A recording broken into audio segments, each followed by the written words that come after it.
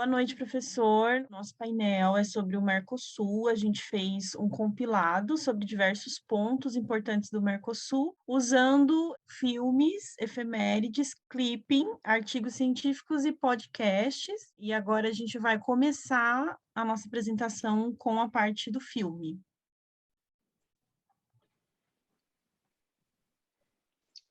Quando a gente fala de Mercosul, a gente tem que analisar algumas coisas muito importantes. Dramaturgia para um tema muito específico acaba sendo um pouquinho difícil. Então, o que mais a gente vai conseguir encontrar para um tema tão técnico são documentários, reportagens, séries jornalísticas que retratam um pouco o que é o do que foi o Mercosul para determinado período ou tempo. O último documentário feito pelo Ministério de Relações Exteriores em relação ao Mercosul foi em 2010. O que esse documentário fala? Ele tenta retratar os 20 anos de Mercosul, porque a gente se encontrava no final de 2010, o país em muita ascensão, uma taxa de câmbio muito alta em relação ao dólar, então a gente tinha uma paridade de poder de compra muito semelhante aos norte-americanos e canadenses. E a gente se encontrava num momento muito bom. Final do governo Lula, para o início do governo Dilma, e o Mercosul era um marco muito importante, os 20 anos do bloco econômico. Então, naquele momento se falava de câmbio igualitário, Paraguai podendo crescer o movimento, principalmente agrícola, né, que se fala muito no documentário, onde muitos produtores brasileiros migrando para o Paraguai para poder trabalhar, né, com o setor, com agropecuária. Então, era um momento muito importante. Quando a gente fala de início de Mercosul, que retrata no documentário lá em 1995, eram 4 anos de Mercosul e tinha 50 bilhões de transações entre os 4 países do bloco. Em 2008, já eram 165 bilhões de dólares em transações. Então, é muito importante analisar toda essa diferença entre os tempos, né? A gente está saindo do momento de uma crise econômica muito forte dentro do nosso país, com o início do Plano Real, e a lapidação de um plano de sucesso muito grande e uma saída de uma crise mundial onde o Brasil saiu ileso. Então, a gente sair de 50 bilhões de transações para 165 bilhões de dólares é um momento muito importante. Em determinado tempo, logo com a formação do Mercosul, a gente tinha uma relação entre o Brasil e a Argentina, por exemplo, muito instável. A Argentina saindo de uma ditadura militar, o Brasil saindo de uma ditadura militar, presidente e argentino e brasileiro estreitando as relações muito por conta de Minas Energia, né, Itaipu passando a fornecer muita energia para a Argentina e Paraguai, principalmente. Então, a gente começa a ter um fortalecimento das ricas relações entre Brasil e Argentina, tanto que 80% das exportações do Mercosul brasileiras vão para a Argentina. Então, era muito importante que tivesse uma relação dessas, né, com uma fortaleza muito grande. E a gente tem que comentar também uma coisa muito forte, que a gente estava iniciando um plano de industrialização, de reindustrialização do país. Por quê? No final da ditadura militar, a gente tinha uma indústria muito fraca, né? E a indústria automotiva sempre foi muito forte no mundo todo. Então, era muito importante que o câmbio, principalmente, se fortalecesse e os países se ajudassem com matéria-prima, produção, mão de obra, etc. Então, a indústria automotiva foi muito importante para a criação do Mercosul e relatado no documentário que foi o principal motivo da criação do bloco, porque onde eu tenho produção de automóveis no Brasil, na Argentina e no Uruguai, principalmente, e cada um desses países compartilhando tecnologia e podendo fazer com que a taxa de juros diminuísse, aumento da produção, geração de emprego e aumento da renda e o giro do capital na economia.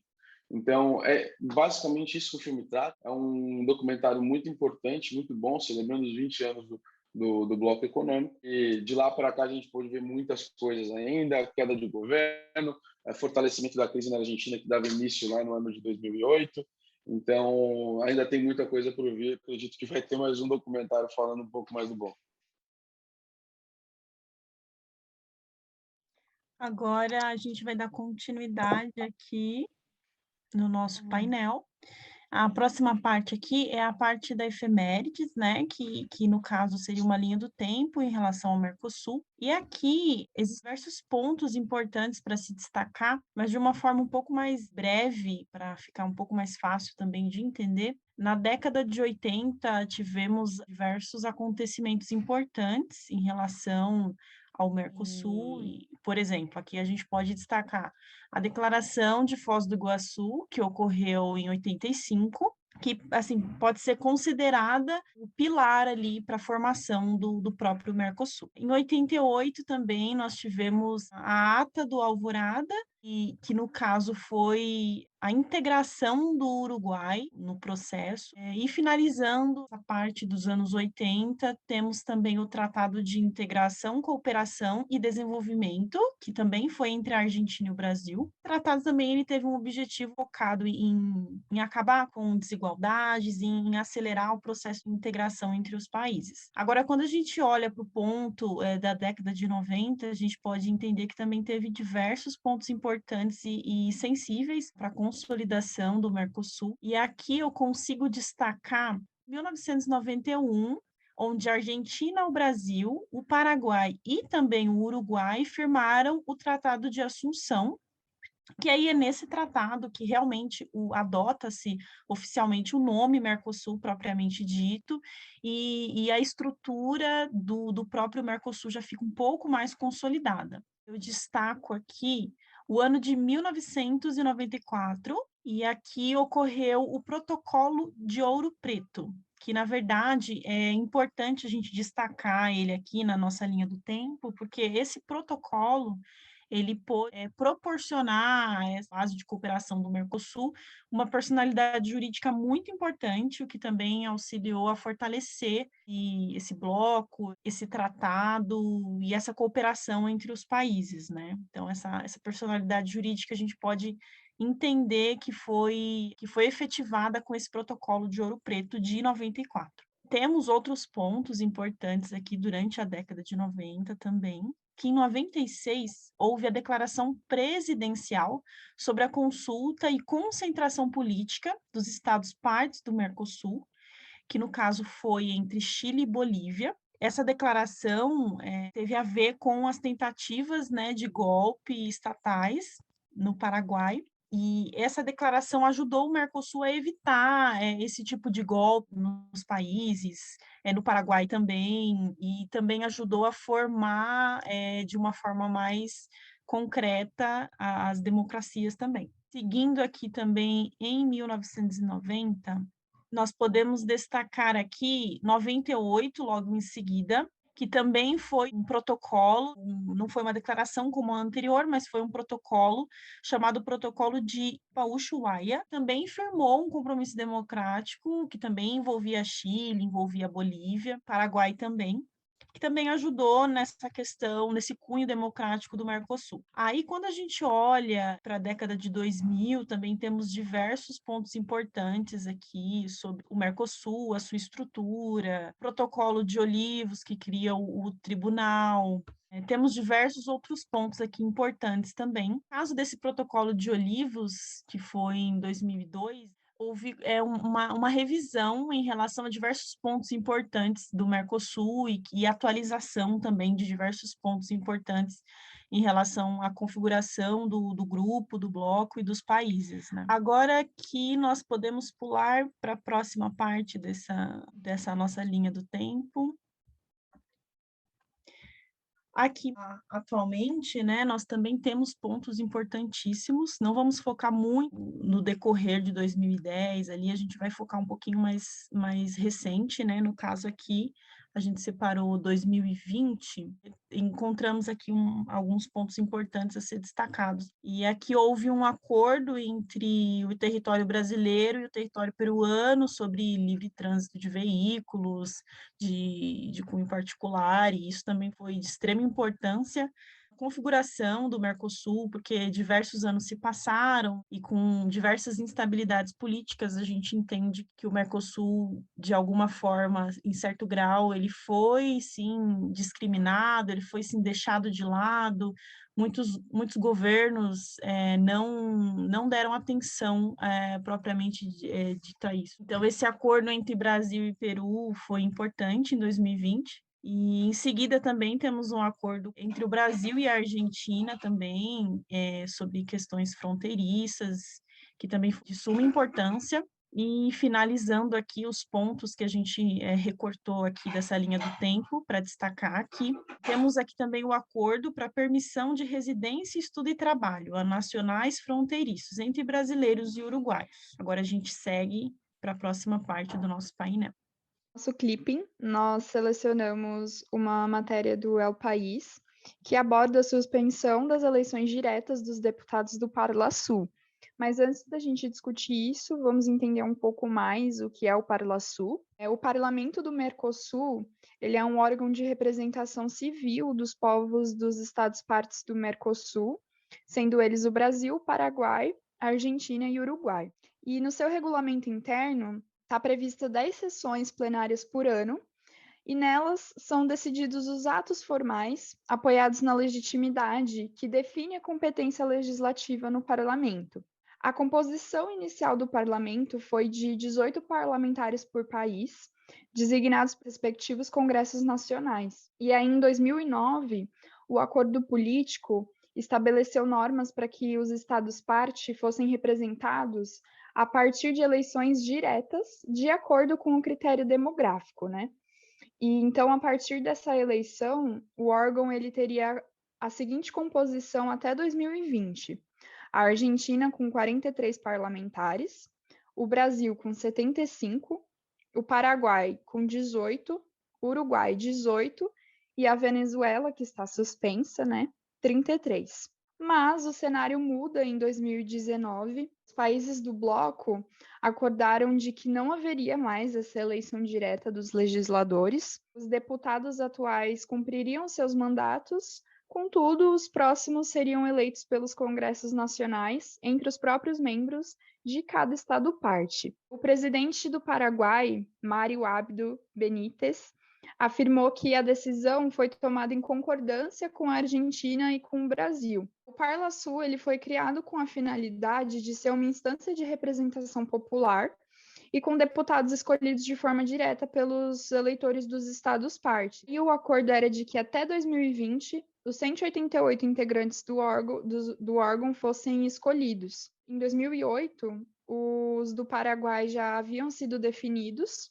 os da Argentina foram definidos em 2015, e aí o Brasil e o Uruguai possuíam apenas representantes provisórios e deveriam defini-los nas próximas eleições. Mas os planos de eleição popular foram suspensos, então isso não aconteceu. O ministro das Relações Exteriores do Paraguai afirmou que não há uma urgência real em voltar a escolher os representantes de forma direta.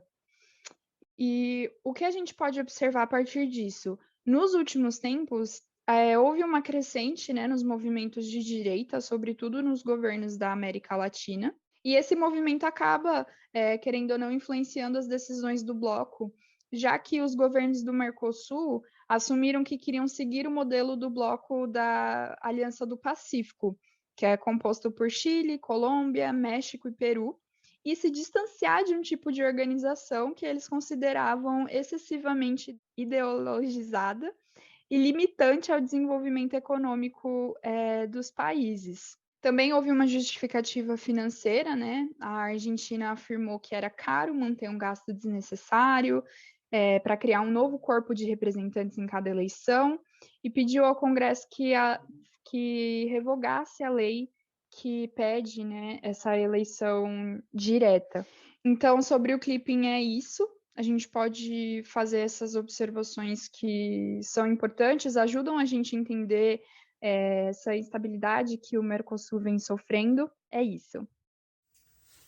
Dando prosseguimento à curadoria do trabalho, a gente agora vai falar sobre alguns artigos científicos. A gente pesquisou 2 artigos científicos que visam mais a parte econômica, comercial e logística do Mercosul. O primeiro artigo é da revista ANTT, O nome do artigo é Histórico e Tendências da Harmonização do Transporte Rodoviário de Cargas no Mercosul. E o segundo artigo é da revista Espaços. O artigo é sobre as perspectivas da grande cabotagem no Mercosul. O Mercosul, que no dia 26 de março de 1991, através do Tratado de Assunção, que foi assinado por Paraguai, Argentina, Uruguai e Brasil. E em 1994, a gente vai ter a assinatura do Protocolo de Ouro Preto, que é um complemento do Tratado de Assunção. Então, com a assinatura desse tratado, o Mercosul ele vai ganhar uma personalidade jurídica e ele vai ser internacionalmente reconhecido como uma organização. O Mercosul ele tem como objetivo a livre circulação de bens, serviços e fatores produtivos entre os países membros, através da eliminação dos direitos alfandegários. O Mercosul ele vai estabelecer a TEC,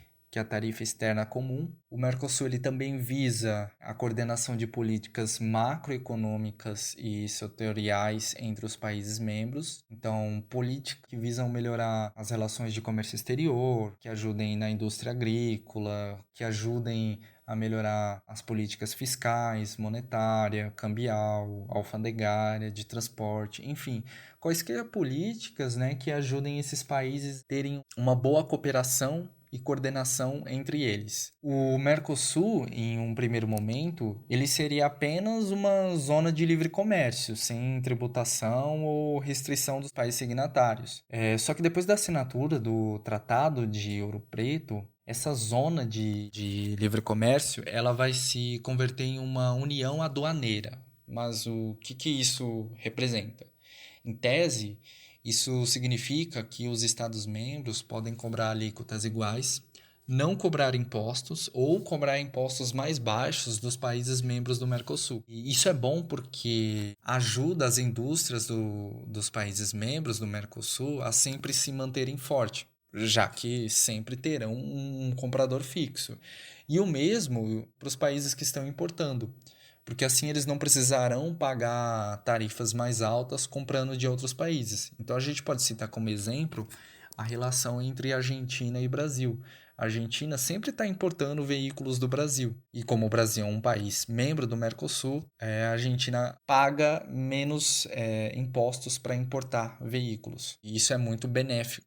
E aí, falando sobre o transporte terrestre, o artigo da revista ANTT vai falar que as trocas comerciais entre os países do Mercosul, elas cresceram de 5,1 bilhão de dólares em 1991, que é o ano do Tratado de Assunção, para mais de 20 bilhão de dólares entre os anos de 97 e 98. Nesse mesmo artigo vai ter uma tabela que vai falar sobre a exportação e a importação em toneladas, pegando o Brasil como exemplo no ano de 2008. Nesse artigo fala que os países que a gente mais exporta e importa em ordem é a Argentina, o Paraguai está em segundo e o Uruguai está em terceiro.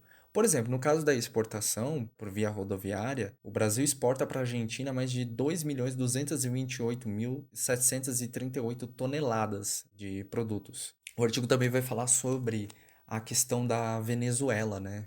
Por exemplo, as trocas comerciais entre Brasil e Venezuela somaram só no ano de 2007 33,97 bilhões. E que se for contabilizado o fluxo de caminhões nas principais fronteiras do Mercosul, a movimentação de veículos de carga chega a mais de 488 mil, só no ano de 2008. Algo bastante significativo.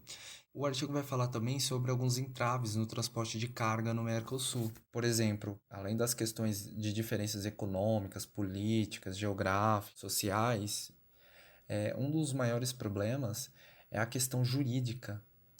Os países não conseguem chegar num consenso, num acordo sobre normas assim que fique uma melhor harmonização, né, das regras do transporte de carga, que fique melhor para todos os países.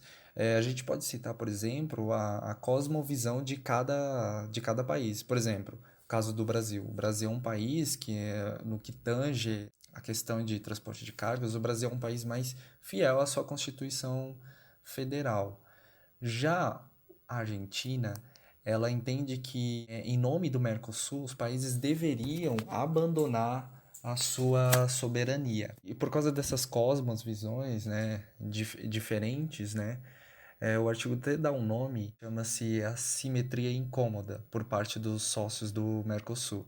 E aí essa é uma questão que só pode ser resolvida mesmo com diplomacia. Diplomacia para que eles encontrem uma melhor maneira de se autocoordenarem e cooperarem. E por último, o artigo da revista Espaços é um artigo que vai falar sobre a cabotagem. E o que é cabotagem? Cabotagem é o transporte marítimo, né, que ocorre na costa litorânea de um ou mais países, ou transporte fluvial por meio de rios dentro de um rio de um ou mais países. Esse artigo é interessante porque ele vai comentar a respeito das questões regionais, quais são os grandes empecilhos. Por exemplo, só pode circular embarcações que têm a bandeira nacional do mesmo país, do país que está inserido no Mercosul. Então, o transporte de cabotagem não é um transporte muito simples, ele tem bastante empecilhos. Outra coisa também que o artigo comenta é sobre a questão dos acordos bilaterais. Geralmente, o transporte de cabotagem ele tem mais essa dinâmica. Por exemplo, o caso do Brasil. O Brasil tem relações comerciais com o Chile, com a Argentina, com o Uruguai. As transações econômicas que teve no transporte de cabotagem teve um aumento de 3,9% desde a fundação do Mercosul até o ano de 2015. Então foi um aumento bem significativo. Ele é bem interessante porque ele vai trazer uma comparação entre o modal rodoviário e o modal de cabotagem, né? E quais os produtos que mais levam em cada modal, né? Então há, por exemplo, há determinados tipos de produto que o modal de cabotagem ele é mais utilizado e há produtos que é o modal mais rodoviário, né? E por último, o artigo ele vai concluir que, apesar da evolução dos benefícios, né, do transporte de cabotagem, ele ainda tem muitos empecilhos, ainda tem muitas coisas jurídicas a se resolver no que se refere ao transporte marítimo.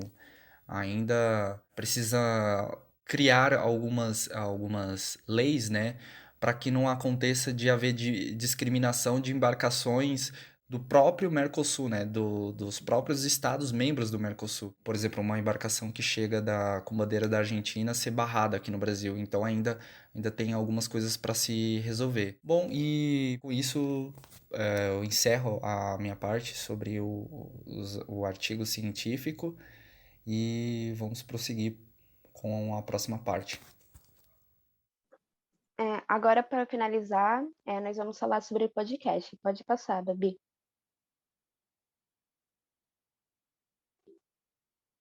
Nós escolhemos 2 podcasts. Um tem uma duração mais longa, de 1h20, que tem uma explicação muito mais abrangente, que explica desde antes da criação do Mercosul até os processos de hoje e até os problemas que o Mercosul anda enfrentando. E no segundo podcast tem uma explicação mais ampla. Ele tem a duração de 11 minutos. Esse primeiro podcast ele foi feito por conta dos 30 anos de Mercosul, que foi completado nesse ano. Eles chamaram uma professora que estuda em relação a esse processo de integração da América do Sul há 35 anos. Então, ela até comenta que ela pegou justo essa parte do começo dessa relação do Brasil e Argentina antes da criação e o quanto que essa relação fez crescer até criar o ponto de pensar em fazer esse processo de integração entre mais países. Nele também aborda a relação da América Latina, a relação do Brasil com a América Latina, que fala uma coisa que foi comentada durante as aulas, até mesmo no debate que teve, que o Brasil ele não tenta se integrar muito como um país latino-americano, e até mesmo a relação do Brasil com o Mercosul, que anda sendo uma relação muito fraca, pois o Brasil não está tendo uma participação ativa há um grande tempo, e até mesmo esse fato dessa relação estar um pouco fraca, que acaba interferindo nas crises, que foi um dos pontos que foi comentado por essa professora. Outro ponto que eu achei interessante é eles comentarem em relação ao Mercosul e à União Europeia, que muitas vezes nós pensamos, a União Europeia deu certo, por que o Mercosul não deu certo? Sendo que o Mercosul e a União Europeia são dois tipos de acordos diferentes que não possuem os mesmos objetivos. E por esse motivo, a União Europeia, querendo ou não, tinha começado esse processo de integração entre eles a um momento muito antes do que o Mercosul, sem contar que o Mercosul é uma união aduaneira e possui outros motivos, e dentro disso eles comentam em relação aos estágios de circulação, que o Mercosul parou no segundo estágio, que seria dessa união aduaneira de um mercado comum, e a União Europeia já para num estágio um pouco mais avançado do que o Mercosul. Também é comentado a relação do Mercosul e do NAFTA, que também possuem relação diferentes, e até diz em relação aos Estados Unidos, porque um ponto que eu achei interessante é quando falam desse relacionamento que os Estados Unidos estava querendo ter com a América do Sul, e eles estavam tentando fazer uns acordos que iria beneficiar mais eles do que iria nos beneficiar, e até usou o exemplo do Chile, que fez um acordo e por conta disso o Chile não tem muita essa oportunidade de avançar. Mas em relação a isso, os países da América do Sul foram mais espertos, porque eles decidiram fazer esse acordo com os Estados Unidos junto dessa união, fazendo um acordo que iria funcionar para todos os países, o que acabou nos beneficiando de certa forma, se o Mercosul não tivesse esse enfraquecimento por conta dos países não estarem tão focados nele, pelo que parece. E eu acho muito interessante também que um ponto que é comentado no podcast é que as eleições são feitas de 6 em 6 meses no Mercosul. E muitas vezes, dependendo do país que irá liderar, acaba tendo essa relação mais próxima com o Mercosul, e às vezes não. Ela até cita sobre a época do Temer, que ele no Mercosul. E mesmo que o governo do Temer não tenha sido um governo que excluía totalmente o Mercosul como o nosso governo atual, não totalmente, mas vê o Mercosul de uma forma muito generalizada, sem pensar ele no contexto histórico, no contexto de como ele funciona, esse ministro acabou fazendo ter essa última crise que está acontecendo até hoje na América do Sul, no Mercosul, e além disso, também cita em relação aos objetivos do Mercosul, que atualmente está parecendo que o Mercosul ele não tem um objetivo ao certo, e que, querendo ou não, essa falta de objetivo que é citado no final do podcast afeta muito em relação ao nosso mercado, em relação aos nossos capitais. Esse podcast é muito bom por conta dessa professora ser uma especialista que estuda sobre isso desde o início, desde antes da criação do Mercosul. E ela mesma cita que na época que ela começou a estudar Relações Internacionais, era um curso novo aqui no Brasil, só tinha na UNB, não tinha muitas discussões em relação a isso. Então, esse podcast é muito interessante se você quer ampliar o seu conhecimento em relação ao Mercosul ao todo até o dia de hoje, porque esse podcast foi feito em junho, então há poucos meses atrás. Agora, esse segundo podcast, como eu falei na introdução, ele já tem uma explicação muito ampla, e ele fica fazendo toda hora essa discussão em relação, será que esses 30 anos de Mercosul é uma comemoração ou às vezes é um certo problema, porque ele até diz nesse podcast que o Mercosul teve seus altos, mas atualmente ainda tem muita baixa. Ele está um pouco estagnado, que eu até coloquei aqui esse ponto do estacionamento do Mercosul, porque parece que os países não estão muito ligados com o Mercosul. Ele até diz que o Mercosul tem muita oportunidade de crescer, de se tornar uma união mais forte, né? De ser um mercado comum mais forte, só que andam tendo esses problemas em relação ao TEC, da tarifa externa comum, e anda tendo essa discussão porque o Mercosul, ele é muito ligado em relação às ideologias, e muitas vezes essas ideologias acabam atrapalhando. Ele até cita o exemplo do Brasil, que agora está tendo essa ideologia liberalista, e a Argentina tem uma ideologia diferente. Então, as ideologias entre esses diferentes países acabam dificultando em relação a esse processo de integração da América do Sul. Ele até fala em relação à Venezuela, por exemplo, por a Venezuela estar nesse problema em relação ao governo, ela foi desligada do Mercosul recentemente, porque esse problema da Venezuela é já algo um pouco mais interno, porque dentro das obrigações que os países têm que ter, por exemplo, do estilo de governo, a Venezuela não estava mais cumprindo com isso. Então, eles tiveram que fazer esse desligamento da Venezuela por ela não estar cumprindo. Ele até comenta um pouco desse julgamento, e no outro podcast também comenta que o nosso governo está se aproximando, de certa forma, com esse governo da Venezuela. E que, de certa forma, o Brasil poderia também ser penalizado por certas atitudes que ele anda tendo, só que o Brasil não é, por conta do Brasil ser uma economia maior do que a dos demais países que participam do Mercosul. E ele fala em relação ao Mercosul que no começo do Mercosul, de 1991 a 2000, o Mercosul teve um crescimento muito grande em relação, ajudou nesse crescimento dos países, ajudou no crescimento da América Latina durante esses primeiros 10 anos, aproximadamente. Porém, depois acabou tendo esse certo problema em relação aos governos. E eles até dizem, os dois podcasts, que o governo do Lula, de certa forma, ajudou nessa integração em relação ao Mercosul. No entanto, como foram somente 8 anos, acaba tendo esse problema de cada governo tem uma prioridade. A maioria dos governos que estão entrando ao poder atualmente não possuem o Mercosul como uma prioridade, o que acaba afetando em relação a esse mercado comum.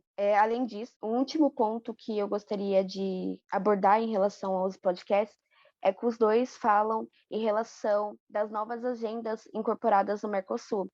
Mas, no entanto, essas agendas elas não estão sendo muito focadas, apesar deles pensarem em ter um aprimoramento, esse propósito de desenvolvimento conjunto. Só que aí um dos pontos que é citado, que foi quando começou uma certa crise da América do Sul, e que começou até mesmo uma certa disputa em relação ao Brasil e Argentina, foi no momento em que estava acontecendo os planos. Aqui no Brasil era o plano real, e na Argentina era um outro plano que igualava em relação ao dólar, tanto o dólar, o real e a moeda da Argentina. Mas como o Brasil estava nesse período apresentando uma certa crise, o Brasil decidiu mudar o valor do real. Isso daí foi o que afetou totalmente a Argentina. E aí mostra essa certa competição, porque se o Brasil tivesse comentado com a Argentina não estaria com essa crise que está tendo no momento. Porque na época mesmo, os dois podcasts citam que se não fosse por isso, talvez a Argentina, o Brasil, o Paraguai e o Uruguai, nesse Mercosul, ele estaria totalmente diferente, porque isso que o Brasil fez de abaixar a moeda e não comunicar a Argentina acabou afetando amplamente no governo argentino. Como, por exemplo, na época, a Argentina vivia trocando de presidentes, a Argentina passou por um momento muito instável. E eu vou finalizar por aqui, porque os dois podcasts, eles abordam esses temas. Eu acho muito interessante. Os dois podcasts, eles acabam tratando dos mesmos pontos, só que no primeiro é tratado de uma forma muito ampla. E esse segundo podcast é mais uma aulinha básica. Se você não conhece muito sobre o Mercosul, é muito interessante escutar. E é isso. Então, professor, esse foi o nosso painel. Espero que tenha gostado, que tenha ficado claro os pontos que a gente quis destacar aqui. Muito obrigada.